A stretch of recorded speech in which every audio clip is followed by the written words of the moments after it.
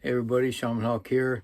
Somebody left a comment on one of my other videos on if I could help explain like connecting to a higher consciousness. Before that, I want to go ahead and say that a lot of my videos are going to have pieces in them to help people kind of reconfigure the way that they're seeing the metaphysical or New Age world in their spiritual journey. And the reason I'm doing that is because a lot of misconceptions are put out there from the New Age community, and they spew out these New Age cliches that really just aren't true. They're not functional. And, I want to remind people, we call it metaphysics. So if you have a spiritual theory, metaphysical theory, if it's true, then there's going to be some kind of an example of it on the physical plane. And that's how you can kind of like test your theories. Where to start with that? Anyway, so let's just look at higher consciousness. For instance, now we say, well, if it's a higher consciousness, well, then there's going to be a lower consciousness. Is there going to be a medium consciousness? I mean, because everything has a left, right, top, bottom, in, out, So it's really not that linear, And so that's one of the things I really want to get people to get away from is this linear thought about their spiritual journey or about themselves in general. So there's a lot of things that are put out as kind of like the norm in the metaphysical or shamanic realm that I just don't agree with and don't practice. And so the higher consciousness, so we have this linear thing that we're going up. Kind of one of the misconceptions too, that people that it's better to have this higher vibration, higher frequency. No, physically, higher vibrations and higher frequency are destructive. The Earth's frequency and vibration is very, very low. Okay, so just putting that out there. So what is a higher consciousness? And a lot of the people want to say that, well, the higher consciousness is this absence of ego. You don't get angry. You don't get all this other stuff. You're just like this monk, you're this perfect human being that just doesn't get into these negative feelings, emotions, and thought forms and so on. And that I have to disagree with that, because we're still human beings and we still have this emotional body in there. We still have an ego, and the ego loves to give itself new tasks to make itself feel even more important. So my version of a higher consciousness is really about the actions, the consciousness that directs the actions. So you could be totally angry about something. And I tell people, acknowledge your emotions about these things, but don't act in a destructive way on it. And that's when that's to me, the higher consciousness is the discipline, the refrainment from the actions that are just totally unproductive. The actions that just feed into the situation that just gets more and more of a negative response. And so it's really about conditioning the reactions. So one of that is to, again, you'll hear me go back into about programming a lot. Okay, so programming is what makes your responses. If you grow up in a volatile house, in a neighborhood that's just reeked with violence, programming is just, this is how you settle things.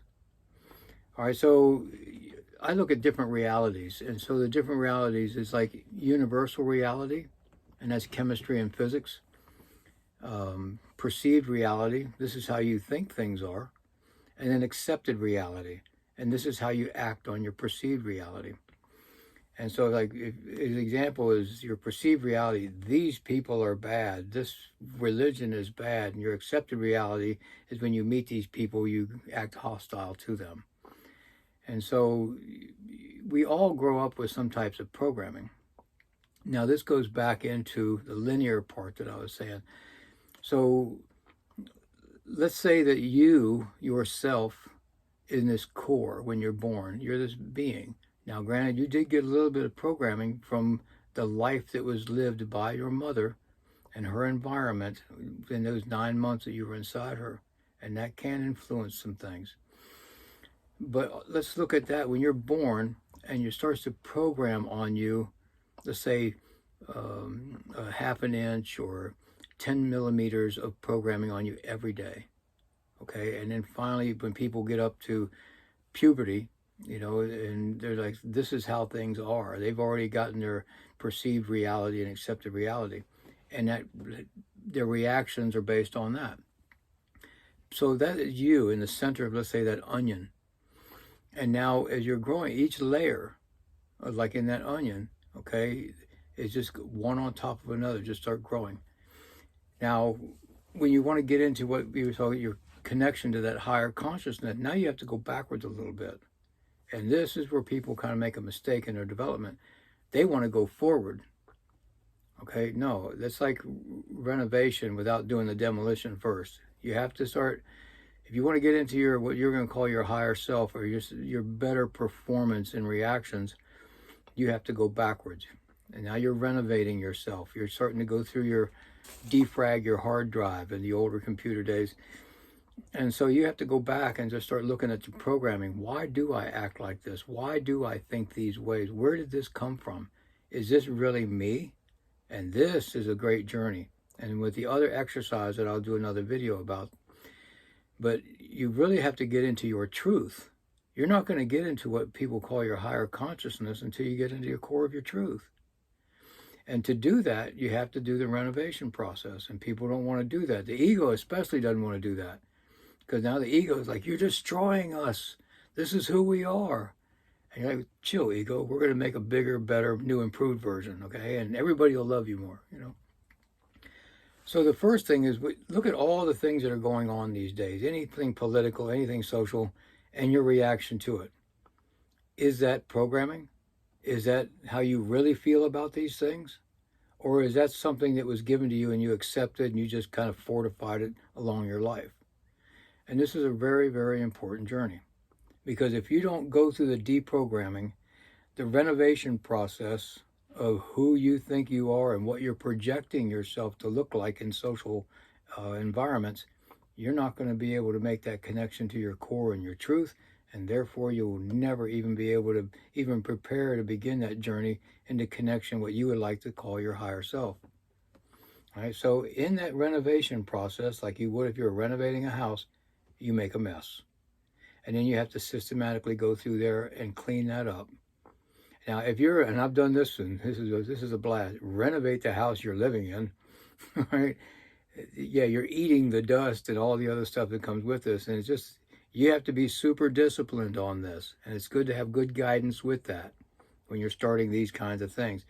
The young couple starting to renovate their home, it makes it a disaster, stressful on the relationship.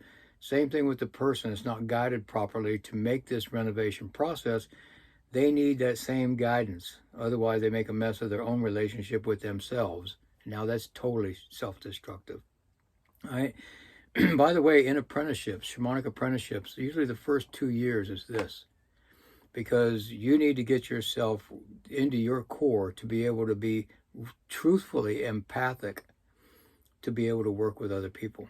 And then the following 2 years after that is building upon the new foundation that you built to the renovation of self to get to your higher consciousness, so to speak, and always upgrading on that. And so the first thing that I tell people, if you want to get to that higher consciousness, you got to really dig deep into your truth, face all your demons, you know. And the other part about that is becoming balanced. You know, I tell people, you got to feed your beast. Your beast is that thing inside you, that animal, dude, and you're threatened, your family's threatened. That's the one that comes out with homicidal, destructive tendencies to protect. All right. It's also the one, especially for men, gets that testosterone really flowing where effort feels good. You start to get those endorphins flowing out. Pain is okay. That's you feeding your beast. You need to do that. You need to be like Jordan Peterson said, that monster that's in control of itself. You have to balance yourself out, people. Feed your beast. Explore your dark side. Be balanced. Otherwise, you get these people that are here and they're always going over to the light. Well, what happens in that? You become imbalanced, lopsided, flip over. And that's when you get a lot of these new age spiritual leaders just blow a fuse and there's a scandal or something, right? Same thing happens in church leaders. So you have to feed that beast. You have to be honest about your humanity. You have to explore your dark side. And once you're doing that and you're getting into your truth, then it's all about the fighting this programming about self-acceptance. If you find out you like these certain things, these things really excite you, and you, oh, people will think I'm crazy. Yeah, well, one of the things that shamans do, we keep people's secrets, and they can tell us all this stuff.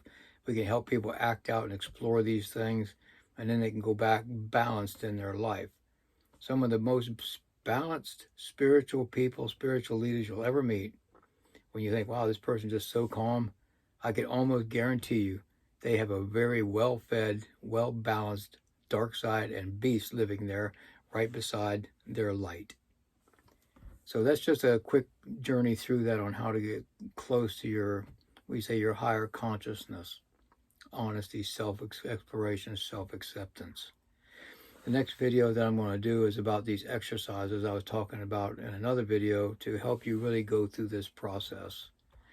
And maybe I'll be able to do that today or so on. But I hope this was helpful in answering the question. If not, go ahead and make another comment. Your comments are really important because I passed my apprenticeship back in 1978, and I've been doing day-to-day active shamanism ever since. And I overlook things. After the years go by, there's a lot of things that I don't think about because these things come in waves of different work that I'll do. And sometimes these waves are 10, 15 years apart. So your comments are really important. Your suggestions are well appreciated. If you like anything that I'm doing, share, subscribe, share the links and so on. Like I said, my other channel is Shamanic Lodge, which had years of videos. You're welcome to go back with that. It's been shadow banned so much because of the opinions that I share. Okay. All right, guys. Catch you guys later.